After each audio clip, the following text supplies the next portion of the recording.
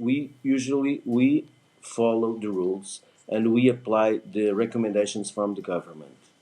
So potentially some of that compliance has helped the fight in Portugal against this pandemic. Thank you very much for speaking to us, Dr. Filipe Froge, expert in respiratory medicine and advisor to the Portuguese Directorate General in Health. Appreciate it.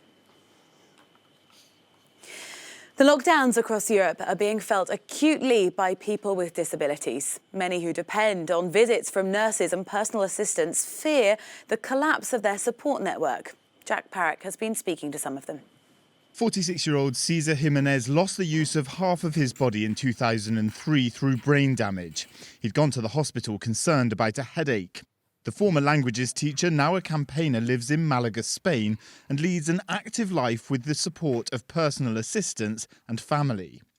If my personal assistant got sick, my parents wouldn't be able to put me in the shower or do things for me to be able to take care of my personal hygiene. Personal assistants aren't designated essential health workers in all European countries, and many don't have the right personal protection equipment. Alice Georges lives and works in Brussels and normally relies on one nurse and one personal assistant visiting her per day. She's currently reliant on her sister after her support network was hit by COVID-19. This nurse who has the coronavirus is not totally cured now, but she's asking me to decide if she can come and take off of this weight from the other colleagues and my sister. And also, as I'm dependent on all that, it's not an easy decision to take. And organisations supporting disabled people living in the community worry it could result in them being forced into institutions.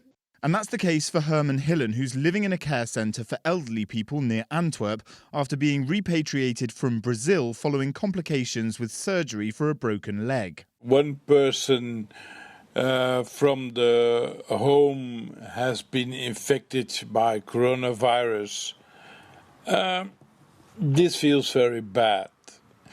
It means 14 days in the room.